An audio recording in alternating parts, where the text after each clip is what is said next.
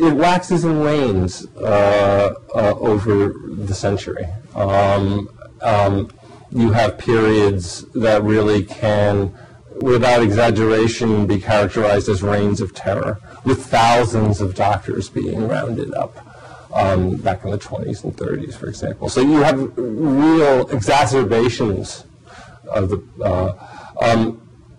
currently, this is about as bad as it's been in modern memory right now. Over the years 2000 to 2008, it has gotten progressively worse on a number of fronts concerning a number of aspects of this. Are you familiar at all with the situation in other countries, say Western European countries, with similar medical standards? I would not claim expertise. I'm somewhat familiar at a more general level. Right. So is it your impression that they handle things as clearly as we do? We haven't talked about ultimate causes, but one of those would certainly be prohibition. And prohibition is not an American phenomenon. It's a worldwide phenomenon. Everybody toes basically the prohibitionist drug war line. However, no country has a DEA except us.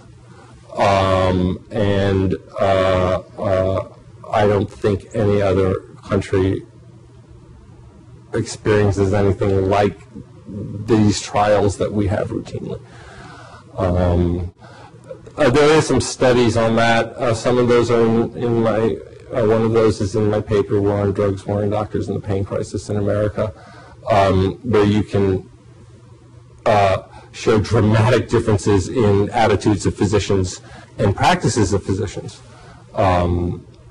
with Europeans being far less opiophobic, far more willing to treat than Americans. War on terror had much of an impact on what DEA has been doing in the area of pain medication.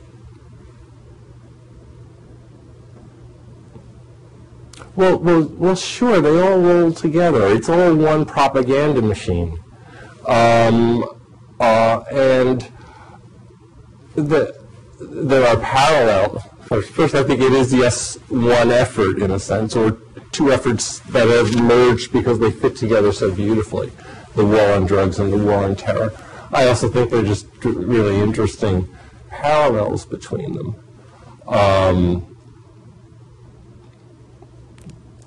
That, in a sense, the quest for a terrorist-free world is about as achievable and realistic as a drug-free world. It's just not human. But the government claims to be reasonable, right? They're not claiming to be crazies. They say there's a drug problem out there that merits this level of regulation, that we need to strike a balance between the needs of society to control this horrible drug menace and the need of doctors and pain patients to be able to do their work together. And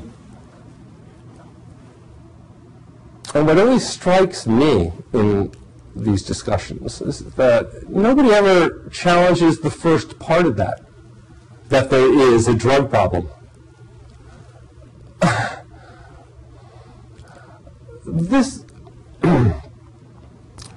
The government spends some $18 billion a year, I think, is on DCPs, the drug czars.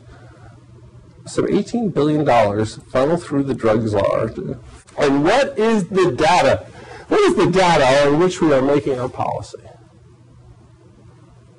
Monitoring the future. What's that? That's a survey they give to high school students.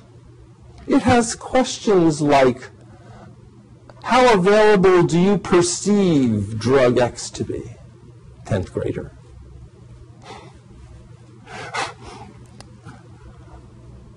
And then they also rely, although much less. Monitoring the future is really the primary database that they make these assertion that there is a huge and escalating prescription drug problem. It's based on monitoring this future, and the other one is an older, more venerable. And neither of these are entirely useless. I mean, National Household Survey. So when the government, in these endless articles, says 25% more teenagers are abusing drugs, time out. They don't measure drug abuse. They don't measure drug abuse. And if you read the fine print, they're not interested in drug abuse or addiction. The United States government is very clear. Read the ONDC, read the yearly drug strategy, White House drug strategy. Drug use. They want to stop drug use. And all they measure is raw use. They make it sound like they're very concerned about the children. If you were very concerned about the children, wouldn't you have found a way to study them? Over 20 years, all this money, couldn't we have had one or two prospective studies that actually followed cohorts of students and not only saw what drugs they said they took in whatever year, but what happened to them? Nothing. So it's all based on a premise. It's almost become an assumption, a given, that there is a huge prescription drug abuse problem. They haven't proven it. I think people really need to question that more. I was talking to Sam earlier, and highly recommend Lies, Damn Lies, and Drug War Statistics, or some similar title, which is available as a premium to Drug War Chronicles. Sherilyn and Robinson, highly recommended. Is there anything else you want to say?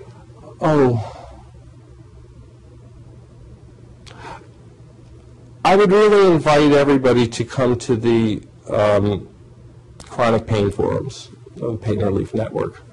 But if you haven't had the experience yourself, or you haven't seen it happen to somebody really close to you, then spending a little time browsing and reading people's experiences, their daily experiences, the humiliations they're put through, the hoops they're made to jump over, the ultimate vicious circularity of it all.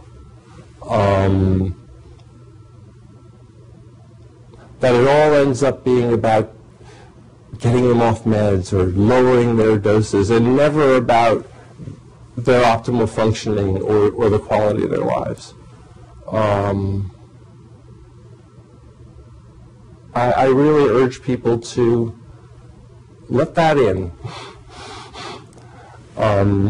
Read the experiences.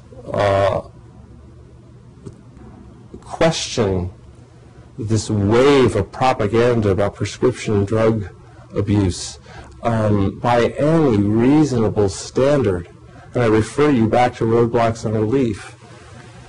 Drug abuse addiction is just minuscule compared to the number of people and the economic burden and the just nightmare immorality of untreated pain. They don't balance. You can't balance them. Thanks.